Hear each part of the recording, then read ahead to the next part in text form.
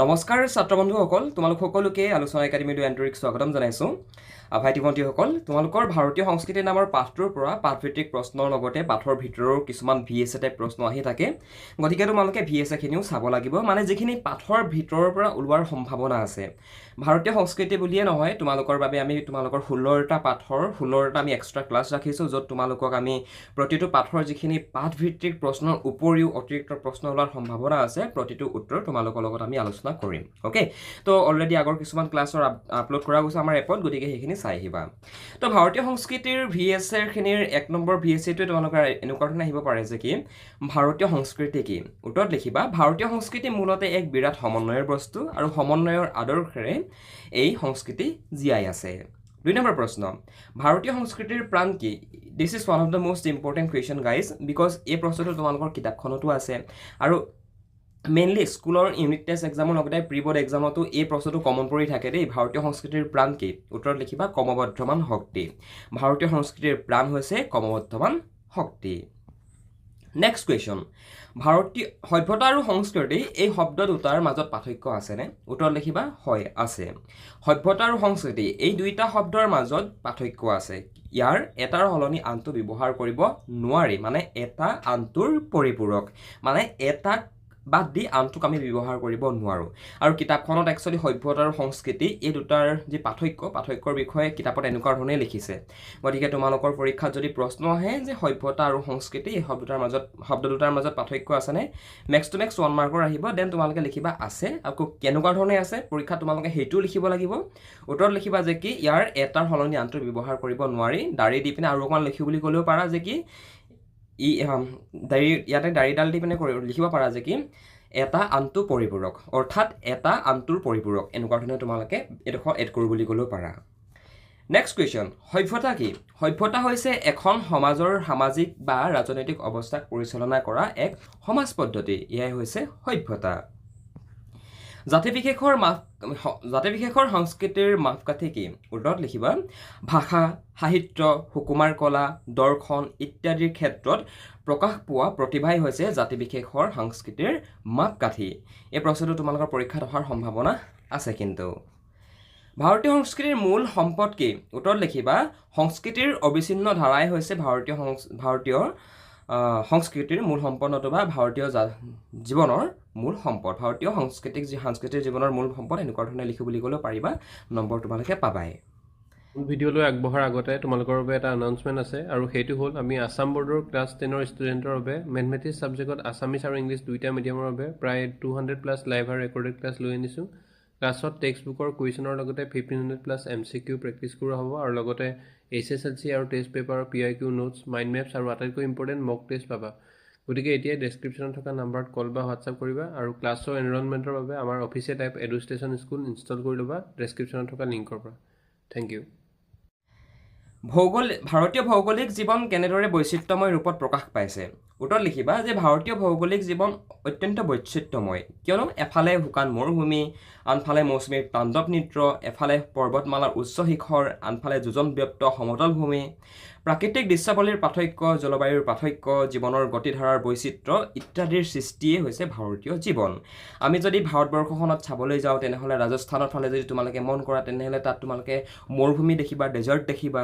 আমাৰ উত্তৰ পূৰ্বাঞ্চলত যদি আমি মন কৰোঁ তেনেহ'লে অৰুণাচল, অসম, নাগালেণ্ড, অসমত বাৰু সিমানটো পৰিমাণৰ নাই, বাট অৰুণাচল, নাগালেণ্ডততো তোমাৰ মেইনলি সেইকেইখন পাৰ্বত্য ৰাজ্যতে পৰে, হয়নে নহয় বাৰু? ইয়াৰ লগতে তোমালোকে যদি চোৱা মানে ভাৰতবৰ্ষৰ বাকী ষ্টেটবিলাকত, ৰাজ্যবিলাকত, তেনেহ'লে ভৌগোলিক গাঁথনিৰ ফালৰ পৰা ইখন ৰাজ্য সিখন ৰাজ্যৰ লগত নিমিলে। অকল ভৌগোলিক গাঁথনি বুলিয়ে নহয়, কথাটো বুজি পাইছানে? মানুহৰ মাত, কথা, ভাষা, খাদ্য সম্ভাৰ, তাৰপিছত গীত মাত, পোচাক, তো কোনো এটা ফালৰ পৰাই ভাৰতবৰ্ষৰ কোনো এখন ৰাজ্য ইখন ৰাজ্যৰ লগত নিমিলে। কিন্তু তথাপিও আমি সকলোৱে কি বুলি কওঁ? একেলগতে ভাৰতীয় বুলি কওঁ। একচুৱেলি ভাৰতীয় সংস্কৃতিৰ নামৰ পাঠটোত আমি এই কনচেপ্টটো আমি পঢ়িছোঁ, হয়নে নহয় বাৰু? গতিকে আগৰ ক্লাছকেইটা কৰিবা। আৰু এইটো প্ৰশ্ন পৰীক্ষা তোমালোকৰ আহিলে 2 মাৰ্কছৰ আহিব। 2 মাৰ্কছৰ আহিলে তোমালোকে ইয়াত যিমানখিনি লিখা আছে এইখিনিকে লিখিবা, তোমালোকৰ কাৰণে ছাফিচিয়েণ্ট হয়। আৰু ইয়াৰ মই তোমালোকৰ মূল অৰ্থটো বুজাই দিছোঁ। এই আনচাৰটোত কি কৈছে চোৱা, ভাৰতবৰ্ষখনক যদি তোমালোকে চোৱা তেনেহ'লে এফালে তোমালোকে সুউচ্চ পৰ্বতমালা দেখিবা। উদাহৰণস্বৰূপে তোমালোকে আমাৰ এফালে চোৱাচোন বাৰু, আৰু মানে উত্তৰ পূৰ্বাঞ্চলত চোৱা অসম অৰুণাচলত চোৱা ওখ ওখ পৰ্বত আছে হয় নহয় এই মানে অৰুণাচলত বা নাগালেণ্ডত কি আছে সেইবিলাক হৈছে পৰ্বতীয়া ৰাজ্য হয়নে কিন্তু আমি যদি দিল্লী নতুবা আমি যদি ৰাজস্থানক চাবলৈ যাওঁ তেনেহ'লে তাৰ জলবায়ুৰ লগত আমাৰ উত্তৰ পূৰ্বাঞ্চলৰ জলবায়ু মিলিব জানো নিমিলে ৰাজস্থানত আছে তোমাৰ থৰ মৰুভূমি তোমালোকৰ সমাজ বিজ্ঞান পাঠ্যপুথিত আছে এতিয়া সেই থৰ মৰুভূমিখন যে তাত আছে আমাৰ অসমততো থৰ মৰুভূমি নাই হয়নে নহয় মানে ভৌগোলিক গাঁথনিৰ ফালৰ পৰা আমাৰ ভাৰতবৰ্ষখন অত্যন্ত বৈচিত্ৰ্যময় মানে তো আমাৰ প্ৰশ্নটোত যিহেতু আমাক ভৌগোলিক জীৱন কেনেদৰে বৈচিত্ৰ্যময় ৰূপত প্ৰকাশ পাইছে এইটো সুধিছে সেইটো কাৰণে আমি ভৌগোলিক গাঁথনিৰ বিষয়ে লিখিম কথাটো বুজি পালা অ'কে আগৰ ক্লাছকেইটা যদি কৰি আহা দেন নেক্সট তোমালোকৰ VSA ক্লাছকেইটাত কথাখিনি বুজি পোৱাত উজু হয় কোন ঠাইৰ সংস্কৃতিয়ে আৰ্য পূৰ্ব যুগৰ কথা কয় উত্তৰ লিখিবা মহেঞ্জোদাৰো আৰু হৰপ্পাৰ সংস্কৃতিয়ে আৰ্য পূৰ্ব যুগৰ কথা কয় আৰু বৰ্তমান মহেঞ্জোদাৰো আৰু হৰপ্পা ক'ত আছে পাকিস্তানত আছে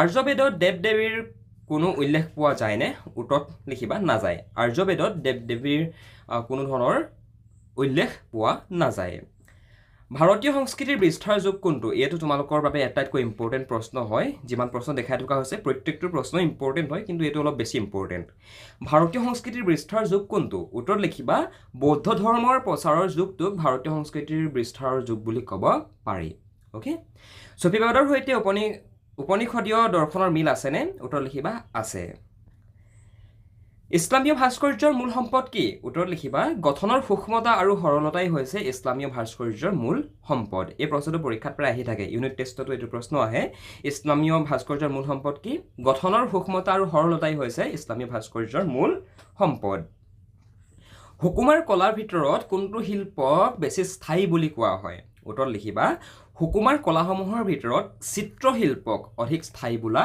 হয় এই প্ৰশ্নটো তোমালোকৰ পৰীক্ষাত অহাৰ সম্ভাৱনা আছে কিন্তু এইকেইটা প্ৰশ্ন খুব ইম্পৰ্টেণ্ট মানে তোমালোকৰ এণ্টায়াৰ লেচনটোৰ পৰা যিমান পৰীক্ষাত আহিব পৰা সম্ভাৱ্যপূৰ্ণ প্ৰশ্ন আছে সেই প্ৰশ্নখিনিৰ কিন্তু যিমানখিনি প্ৰশ্ন সম্ভাৱনা আছে তাৰে প্ৰশ্নখিনিয়ে কিন্তু তোমালোকক দেখুৱাই থকা হৈছে গতিকে এইখিনি তোমালোকে এৰি থৈ নাযাবা পিছত কৰিম বুলি লেচনটো পঢ়ি শেষ হোৱাৰ পিছত আমাৰ ফালৰ পৰা ক্লাছটো কৰাৰ পাছত তোমালোকে ডাইৰেক্টলি লেচনটোৰ যিখিনি কুৱেশ্যন আনচাৰ ক্লাছ সেইখিনি কৰিবা তাৰপিছত তোমালোকে VSA ক্লাছটো কৰি পিনে শেষ কৰি ল'বা একে কোবতে অ'কে অজন্তাৰ ছবিবোৰে কোন যুগৰ কথা সোঁৱৰাই দিয়ে উত্তৰত লিখিবা অজন্তাৰ ছবিবোৰে ভাৰতীয় সংস্কৃতিৰ বৌদ্ধ যুগৰ কথা সোঁৱৰাই দিয়ে অজন্তাৰ ছবিবোৰত প্ৰকাশ পোৱা দুটা বস্তু কি কি বাৰু এই যিটো প্ৰশ্নটো খুবেই পৰীক্ষাত আহি থকা আমি দেখিবলৈ পাওঁ তোমালোকেও জানা চাগে এইটো প্ৰশ্ন পৰীক্ষাত কিমান আহে আগৰ পাষ্টৰ যদি তোমালোকে কুৱেশ্যন পেপাৰবিলাক তোমালোকে চেক কৰা দেন এইটো প্ৰশ্ন প্ৰায় দেখি থাকিবা তো অজন্তাৰ ছবিবোৰত প্ৰকাশ পোৱা বিষয়বস্তুকেইটা কি বাৰু নতুবা ভাৱবস্তুকেইটা কি বাৰু একচুৱেলি অজন্তাৰ ছবিবোৰত দুটা ভাৱ বস্তু প্ৰকাশ পাইছে আৰু তাৰে এটা হৈছে সন্ন্যাস জীৱন আৰু আনটো হৈছে সমূহীয়া জীৱন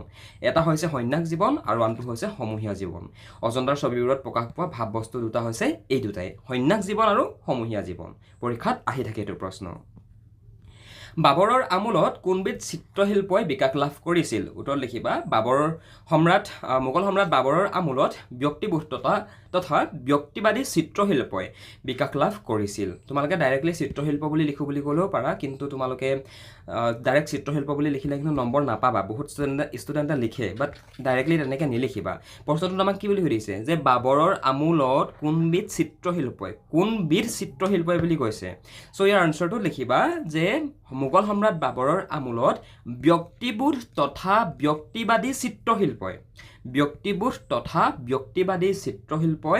অধিক বিকাশ লাভ কৰিছিল এনেকুৱা ধৰণে লিখিবা পৰীক্ষাত নম্বৰ পাই যাবা অ'কে তো আলোচনা কৰিবলগীয়া ঢেৰ প্ৰশ্ন আছে বাট তোমালোকে পৰাপক্ষত আগৰ ক্লাছকেইটা এটেণ্ড কৰিবা সেইকেইটা ক্লাছত তোমালোকৰ বাবে কনচেপ্টবিলাক ভালধৰণে এক্সপ্লেইন কৰা গৈছে মানে গতিকে তোমালোকে আগৰ ক্লাছকেইটা চাই আহিবা আগৰ ক্লাছকেইটা চোৱাৰ পাছত এনেকুৱা ধৰণৰ ক্লাছখিনিত তোমালোকৰ যিটো ফ'কাছটো বাঢ়ি যাব আৰু কথাবিলাক অধিক সোনকালে মনত ৰ'ব ঠিক আছে থেংক ইউ ছ' মাছ তোমালোকে পৰীক্ষাৰ বাবে এইকেইটাকে চাবা আৰু পাঠটো ভাল ধৰণে পঢ়িবা ভাল ধৰণে পঢ়িলে আৰু প্ৰশ্ন দেখিবা তোমালোকে ঠিক আছে থেংক ইউ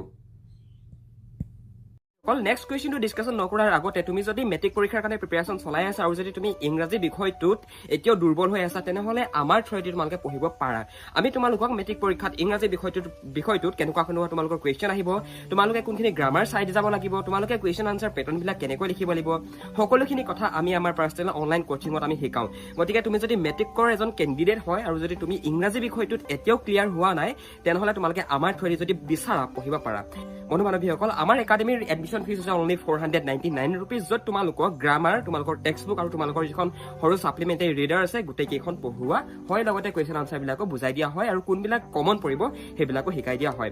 গতিকে তুমি যদি বিচৰা আমাৰ থ্ৰুদি পঢ়িবৰ কাৰণে তেনেহ'লে ওপৰত দিয়া ফোন নম্বৰটোত ফোন কৰা, নতুবা ডেছক্ৰিপশ্যনত এখন ফৰ্ম আছে, ফৰ্মখন ফিল আপ কৰি দিয়া, আমাৰ টীমে তোমালোকক কণ্টেক্ট কৰি ল'ব।